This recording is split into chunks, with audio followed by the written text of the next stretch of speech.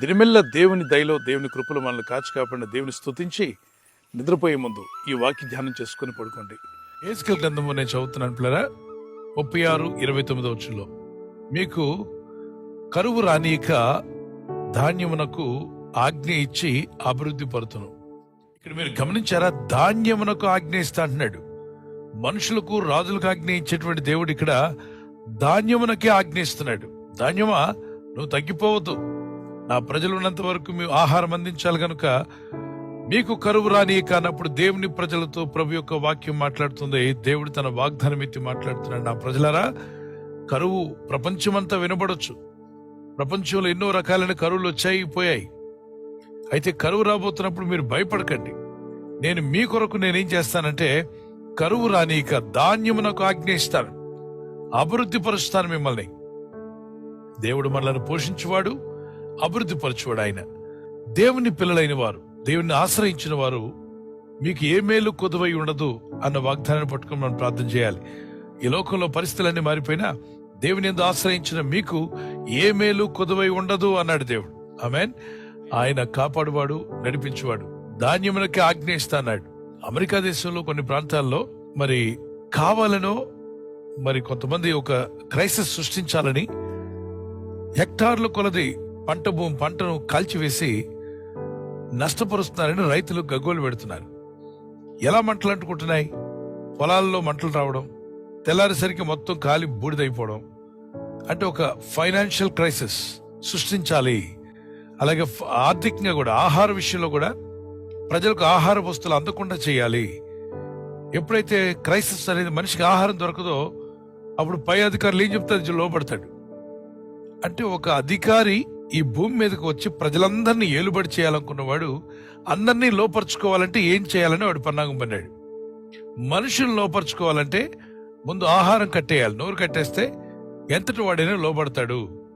Circus లో బలమైన పులులు, సింహాలు బలహీనమైన మనిషి ముందు కూర్చోమంటే కూర్చుంటాయి, నిలబడమంటే నిలబడతాయి.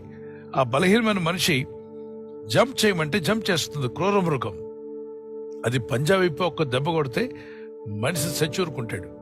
మరి వారు ఏం చెప్తే అది పాటిస్తున్నాయంటే క్రూర జంతువులు ఎలా లోబడ్డాయి? వాటికి ఆహార విషయంలో కంట్రోల్ పెట్టారు. ఇవి క్రూర జంతువులే కదా. ఇదంతా ఒక బలహీనమైన మనిషి ద్వారా జరుగుతుంది. అంటే ఇప్పుడు ఎవరు బలమైన వారు? మనిషే బలమైన వాడని చెప్పాలి.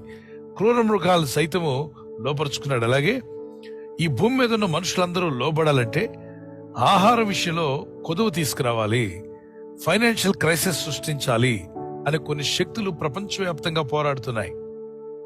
కరువు రావచ్చు, కరువు కాటకాలు అన్ని చోట్ల ఏర్పడవచ్చు. కానీ నువ్వు దేవుణ్ణి ఆశ్రయించావు. నువ్వు ఆయన్ని ఆశ్రయించే వారికి ఏ మేలు కొదువై ఉండదో అని వాక్యం సెలవిస్తుంది. ఏ మేలు కొదువై ఉండదట. సింహపు పిల్లలు లేమిగలవై ఆకలి గొరును. యెహోవాను ఆశ్రయించే వారికి ఏ మేలు కొదువై ఉండదు అని రాయబడింది. దేవుణ్ణి నమ్మిన, దేవుణ్ణి ఆశ్రయించిన నీకు గాని నీ పిల్లలకు గాని ఆకలి లేకుండా దేవుడు కాపాడుతాను, పోషిస్తానని వాగ్దానం చేశాడు. ఆయన పోషించే దేవుడై ఉన్నాడు. కొన్ని మార్లు కొన్ని పరిస్థితులు మీ జీవితాలను తారుమారు చేస్తూ ఉంటాయి. ఆర్థిక ఇబ్బందులు అనుకోకుండా వచ్చి పడినప్పుడు, ఒకవైపు కోర్టు కేసులు కావచ్చు, ఒకవైపు కావాలని మరి అసూయ పరులు మీ మీద కావాలని కేసులు పెట్టడం, ఇబ్బంది పెట్టడం, మీ మనసును బాధించడం, మీ హృదయాన్ని కృంగదీయడం, మీ హృదయానికి గాయం తగిలేటువంటి పనులు జరిగిస్తూ ఉంటారు. కొన్ని సోదరులు బయట నుండి వస్తాయి, కొన్ని సోదరులు ఇంట్లో నుండి వస్తాయి. ఎటు నుండి శోధన వస్తుందో చెప్పలేం. తుఫాను బంగాళాఖాతంలో స్టార్ట్ అయిందా, అరేబియా మహాసముద్రంలో స్టార్ట్ అయిందా, హిందూ మహాసముద్రంలో స్టార్ట్ అయిందా, ఏది ఎక్కడ స్టార్ట్ అయినా తుఫాన్ అనేది అందరికి ఇబ్బంది కలిగిస్తుంది. కానీ ఒకటి మాత్రం గుర్తుపెట్టుకోండి, దేవుణ్ణి ఆశ్రయించిన నీవు, ఆ క్రీస్తు ప్రభునందు విశ్వాసం ఉంచిన మీకు ఏ మేలు కొదువై ఉండదో అని వాక్యం సెలవిస్తుంది. ఆయన వాగ్దానాలకి చేత పట్టుకోండి. ఆయన నాకు కరువు రానివ్వనన్నావు, నాకు అభివృద్ధి కలిగిస్తా అన్నావు. ఇదిగో నన్ను, నా కుటుంబాన్ని, నీ సంఘాన్ని, నీ ప్రజలను, నీ పరిశుద్ధులను, దైవ సేవకులను కాపాడబోతున్నావు. ప్రపంచం అంతా క్రైసిస్ వచ్చేస్తున్నాయి, కానీ నేను భయపడను, ఎందుకంటే నువ్వు భయపడొద్దన్నావు. నాకు కరువు రానివ్వనన్నావు. నీ రెక్కల చాటున మమ్మల్ని కాపాడండి, మమ్మల్ని సిద్ధపరచండి. ఏ విధంగా సిద్ధపడాలి ఆ జ్ఞానం అడగండి. జ్ఞానంతో దేవుడు మిమ్మల్ని నింపాలి. నా ప్రార్థన, పరిస్థితులు బాలేనప్పుడు ఆ పరిస్థితులు జయించే జ్ఞానము ప్రభు దగ్గర అడిగి మనం పొందుకోవాలి.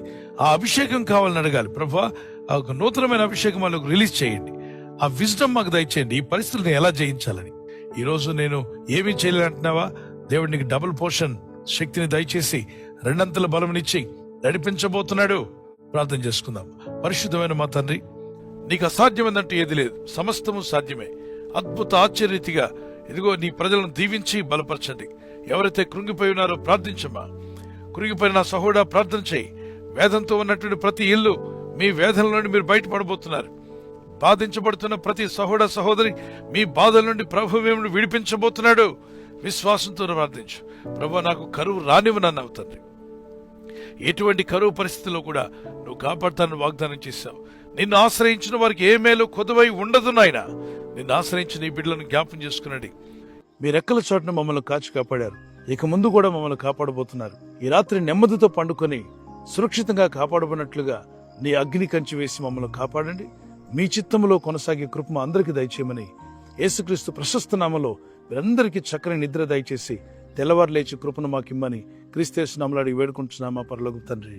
ఆమేన్. ఆమేన్. ఈ వాగ్దానం విని ఊరుకోవద్దు. వాగ్దానం విన్నాక ఆమెన్ చెప్పి ఇతరులందరికీ షేర్ చేయండి, లైక్ చేయండి.